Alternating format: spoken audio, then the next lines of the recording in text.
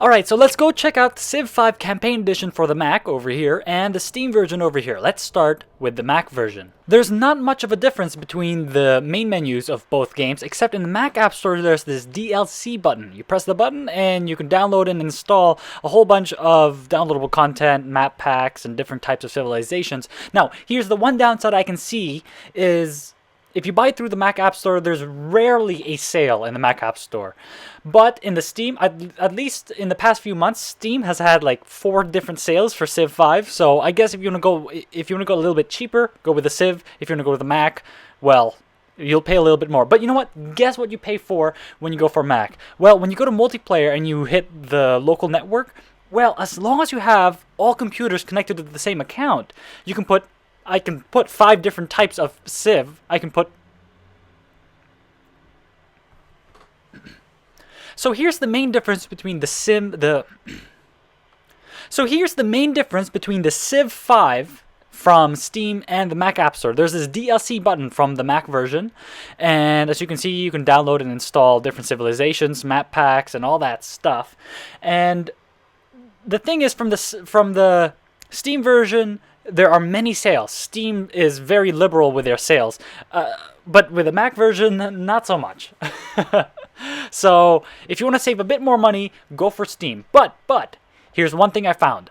If you go to multiplayer and you go local network, well, as long as the other computer in your network has my iTunes account, my iTunes password and account details that I used to buy this Civ, they can play local network with me. So pretty much I buy the game with one account and I can put it onto 5 different computers and we can all play against each other, which is kind of nice.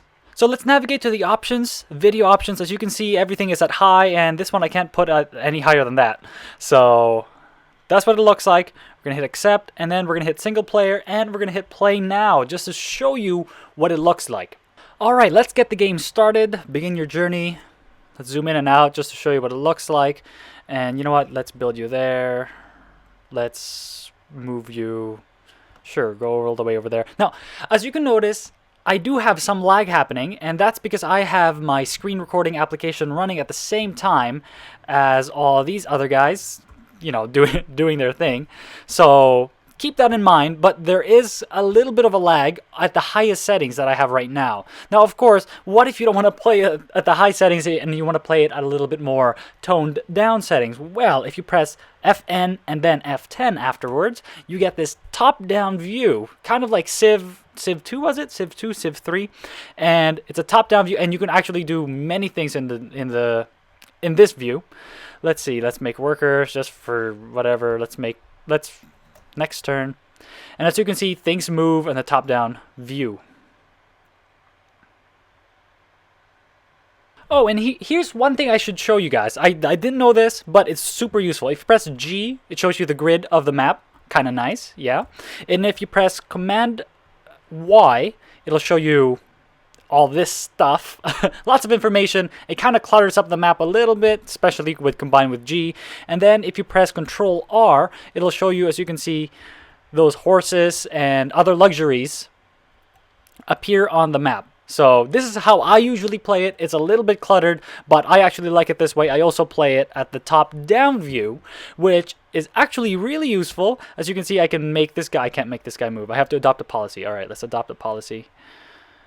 And you can play at a top-down view, and it's completely useful. I couldn't find a way to do this until now. And let's see, where does this... Okay, this city person goes there, and this guy does automatic. Let's hit play here. And again, Steam version is at the maximum video settings, just like last time. Alright, so here we are at the Steam version. And a big difference is this internet button over here. That's not in the Mac version. Let's hit the internet and let's see if there are any games out right now. No, there are no games right now. And let's hit single player, play now, and just show you what it looks like in the Steam version. And this is what it looks like. Let's just quickly get things set up here. Move everyone around. Do my thing. And just show you what the gameplay kind of looks like. Now, just like last time, you know, you can do... you know what? It looks pretty much identical to the Mac App Store version. But here's the thing. Why do I have the Steam and the Mac version? It's not that I wanted to buy both. Well, the Steam servers were down at one point, and I couldn't play Civ 5, and I really wanted to play Civ 5. And the Mac app, the Mac version was on sale, and so I bought that. So that's the one thing to keep in mind if you do buy the Steam version. The store does get kind of bogged down, busy from time to time, and the Mac App Store version, it's kind of local. Alright, so there you have it.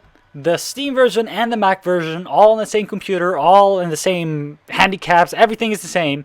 And you know what? Here's one gripe I have about the multiplayer. You know, just before I let you guys go, I played local network with my brother, and there were a few glitches. Well, actually, there was a lot of glitches, but what actually helped me get rid of them is if you Command Tab or Alt Tab, if you're still on the PC, is Command Tab and then go back into the application. So Command Tab out of it and then go back in, and it really did fix a lot of my glitches. So that's it for me, guys. Thanks for watching. Bye.